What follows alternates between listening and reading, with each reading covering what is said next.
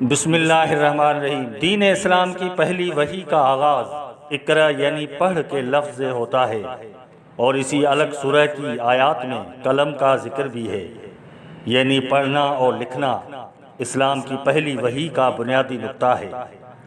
خالق کائنات نے اپنے حبیب باعث تخلیق کائنات خاتم الانبیاء صلی اللہ علیہ وسلم کو پڑھایا، اور حضور صلی اللہ علیہ وسلم خود معلم انسانیت اور حکیم الامت بنے، اور آپ نے معلم یعنی ایک ٹیچر ہونے پر فخر فرمایا، انی بعثت معلما، یعنی مجھے ایک معلم بنا کر بھیجا گیا ہے۔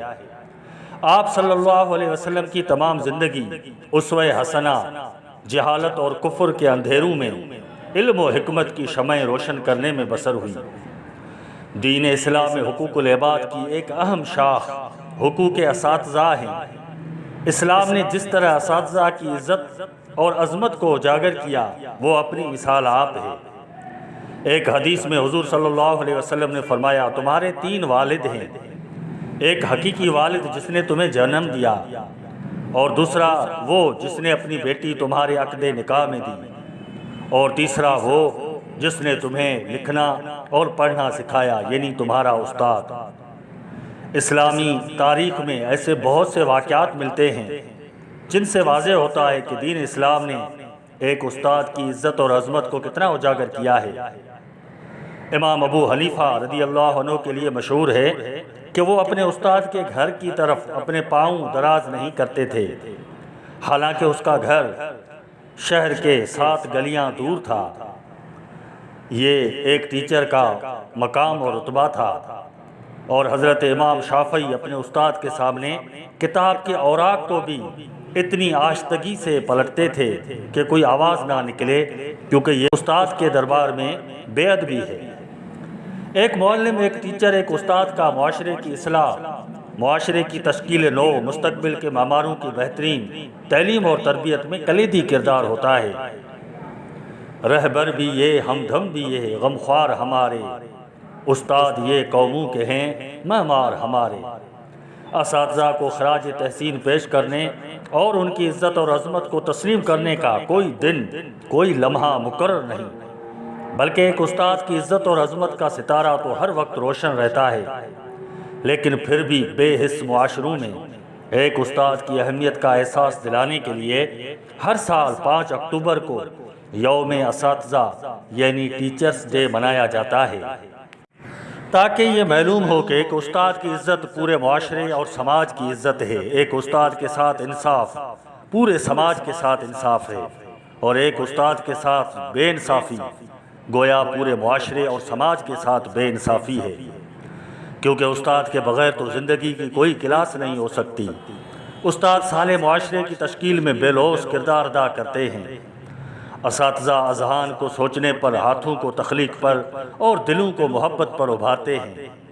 استاد قوم اور ملت کے لیے مستقبل کے معمار تیار کرتے ہیں۔ استاد ہر فیلڈ اور ہر موڑ پر اپنے طلباء اور طالبات کی علمی، فکری اور اخلاقی رہبری اور رہنمائی کرتے ہیں۔ استاد ایک مشعل کی طرح خود کو جلا کر اوروں کو روشنی پہنچاتے ہیں۔ اساتذہ ایک کمزور اور نالائق بچے میں بھی لائق بننے کا یقین دلا کر اس کی تقدیر کو تبدیل کرتے ہیں۔ استاد محنت اور جفاکشی کر کے اپنے شاگردوں کو اعلیٰ مقام کے اسٹیج پر پہنچا کر دوبارہ خاموشی سے پردے کے پیچھے چلے جاتے ہیں۔ دنیا میں جتنے بھی کامیاب لوگ، شخصیات ہیں، ان کے پیچھے اساتذہ کا ہی تو کردار ہے۔ اس لیے کہتے ہیں کہ ایک استاد خود بادشاہ تو نہیں ہوتا، لیکن بادشاہ بنا ضرور دیتا ہے، اور اچھی تعلیم کسی ایک کو تبدیل کر سکتی ہے، لیکن ایک اچھا ٹیچر ہر چیز کو تبدیل کر سکتا ہے۔ سکندر اعظم اپنی محفل میں ہمیشہ اپنے استاد سقراط کو دائیں جانب جبکہ والدین کو بائیں جانب بٹھاتے تھے، اور کہتے تھے کہ والدین جنم دے کر مجھے آسمان سے دھرتی پر لائے ہیں، لیکن استاد نے میری تعلیم اور تربیت کر کے واپس مجھے زمین سے آسمان تک پہنچایا ہے۔ ایک دفعہ سکندر اعظم اپنے استاد سقراط کے ساتھ باغ میں ٹہل رہے تھے۔ اچانک سامنے ایک نہر آ گئی۔ سکندر نے کہا کہ استاد محترم، میں پہلے اس نہر کو پار کروں گا، تاکہ اگر پانی گہرا ہو تو کم سے کم میرے استاد کو تکلیف نہ ہو۔ لیکن سقراط نے کہا کہ نہیں، میں ایک استاد ہوں اور آپ بادشاہ ہیں، اس لیے پہلے میں جاتا ہوں، اگر مجھے کچھ ہوا تو خیر ہے، بادشاہ کو اس قوم کی ضرورت ہے۔ تو سکندر جو سقراط کا ایک قابل ترین شاگرد تھا، اس نے ایک تاریخی جواب دیا، استاد محترم، اگر سکندر ڈوب بھی گیا تو پرواہ نہیں، کیونکہ سقراط جیسا ٹیچر اور 100 سکندر بنا سکتا ہے، لیکن اگر سقراط ڈوب گیا تو 100 سکندر مل کر بھی ایک سقراط نہیں بنا سکتے۔ ایک استاد کی ہمیشہ یہی خواہش، مقصد اور گول ہوتا ہے کہ قوم کا ہر شخص تعلیم یافتہ ہو، اخلاق اور تہذیب کا آئینہ ہو، ایک بامقصد اور اپنے خاندان، قوم اور ملک کی خدمت کرنے والا ہو، اور اقوام پر بھی لازم ہے استاد کی عزت کرنا، ایک استاد کو معاشرے میں اپنا صحیح مقام دینا، ایک استاد کو ہر طرح کی پریشانی، معاشی یا معاشرتی مسائل سے دور رکھنا، تاکہ وہ اطمینان اور صحیح طریقے سے اپنا منصب ادا کر سکے۔ اور پوری دنیا میں ایک استاد کو عزت کی نگاہ سے دیکھا جاتا ہے، استاد کے حقوق کا خیال رکھا جاتا ہے، لیکن بدقسمتی سے ہمارے پاس استاد کو اکثر حقارت کی نظر سے دیکھا جاتا ہے، اس کو مسائل کے بھنور میں پھنسا کر مفلوج بنا دیا جاتا ہے، اور نتیجتاً یہ غم کھاتا چلا جاتا ہے مجھے اس خوف سے فرصت نہیں ہے، کہیں برکت نہ اٹھ جائے وہاں سے جہاں استاد کی عزت نہیں ہے۔ کہتے ہیں کہ علامہ اقبال نے اپنے استاد مرحوم میر حسن کے لیے شمس العلماء کے خطاب کے لیے نام پیش کیا۔ کمیٹی کے ارکان نے پوچھا کہ ان کی کوئی تصنیف ہے، تو علامہ اقبال نے فرمایا کہ میرے استاد کی سب سے بڑی تصنیف تو میں خود ہوں۔ اس طریقے سے امام غزالی کے استاد بھی کہتے تھے کہ اگر قیامت کے روز اللہ نے پوچھا کہ میرے پاس کیا لائے ہو، تو میں کہوں گا کہ میں امام غزالی کو آپ کے پاس لے کے آیا ہوں۔